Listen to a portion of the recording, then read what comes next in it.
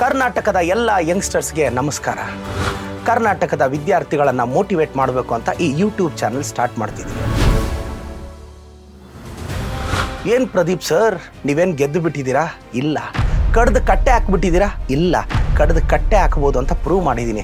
ಅದಕ್ಕೆ ಈ motivational channel start ಮಾಡ್ತಿದ್ದೀನಿ. ಗೆಲುವಿನ ಬಗ್ಗೆ ಮಾತಾಡೋಷ್ಟು ಅರ್ಹತೆ ಖಂಡಿತವಾಗೂ ನನಗಿಲ್ಲ. ಯಾಕೆಂದರೆ ನಾನು ಹುಟ್ಟಿದಾಗಿಂದ ಇದುವರೆಗೂ ಸೋತ್ಕೊಂಡೇ ಬಂದಿದ್ದೀನಿ, ಸೋಲ್ತಾನೇ ಇದ್ದೀನಿ. ಸೋಲೋದು ಬೈ ಡಿಫಾಲ್ಟ್ ನನ್ನ ಜೀನ್ಸಲ್ಲಿದೆ. ಗೆಲುವೇನಿದ್ರು ನಿಮ್ಮಂಥವ್ರಿಗೆ ನನ್ನಂಥವ್ರಿಗೆ ಭಾಳಷ್ಟು ಜನಕ್ಕೆ ಕಾಂಪ್ಲಿಮೆಂಟ್ರಿ. ಗೆಲ್ಲಬೇಕು ಅಂದರೆ ಹಠ ಬೇಕು, ಸಾಧಿಸ್ತೀನಿ ಅನ್ನೋ ಛಲ ಬೇಕು, ಯಾವನೇನು ಅನ್ಕೊತಾನೆ ಅನ್ನೋ ರೋಗ ವಾಸಿ ಮಾಡ್ಕೋಬೇಕು. ಭಾಳಷ್ಟು ಜನ ಟ್ಯಾಲೆಂಟ್ ಇದ್ದೀರಾ, ಬ್ರಿಲಿಯಂಟ್ಸ್ ಇದ್ದೀರಾ. ಆ ಮಾರ್ಕ್ಸ್ ಕಾರ್ಡಲ್ಲಿ ಮಾರ್ಕ್ಸ್ ನೋಡೋಕ್ಕೆ ಆಗಲ್ಲ.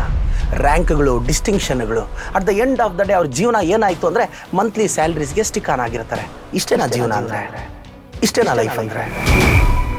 10th ಡಿಸ್ಟಿಂಕ್ಷನ್ ಬಂದರೂ ನೀನು ಮಂತ್ ಎಂಡಲ್ಲಿ ಎಂಪ್ಲಾಯಿಗೆ ಸೆಟ್ಲ್ ಆಗ್ತೀಯ ಅಂದರೆ ನಿನ್ನ ಡಿಸ್ಟಿಂಕ್ಷನ್ಗೆ ಬೆಲೆ ಎಲ್ಲಿ?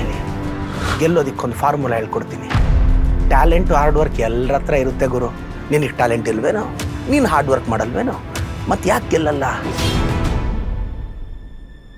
ಗೆಲ್ಲೋದಕ್ಕೆ ಫಸ್ಟ್ ಫಾರ್ಮುಲಾ ಏನು ಅನ್ಕೊಂತಾನೆ ಅನ್ನೋ ರೋಗ ವಾಸಿ ಮಾಡ್ಕೋಬೇಕು ಮಗ.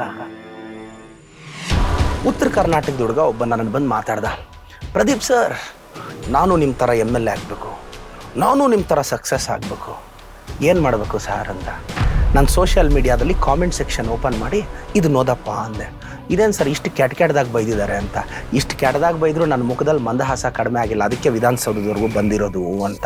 ನೀನು ಯಾವನು ಕಾಮೆಂಟ್ ಮಾಡೋಂಗಿಲ್ಲ, ನಿನ್ನ ಬಗ್ಗೆ ನೆಗೆಟಿವ್ ಮಾತಾಡೋಂಗಿಲ್ಲ, ಫೀಲ್ ಆಗೋದು, ಫ್ರಸ್ಟ್ರೇಟ್ ಆಗೋದು. ತಲೆಗೆಡಿಸ್ಕೋಬೇಡ. ಜನ ಕಲ್ಲಾಗ್ತಾರೆ, ನೀನು ಫ್ಲವರೇ ಹಾಕು. ಪಾಟು ಸೇರ್ಸಾಕೋರ್ಗು ಸುಮ್ಮನೆ ಇರು. ಅರ್ಥ ಆಯ್ತಾ?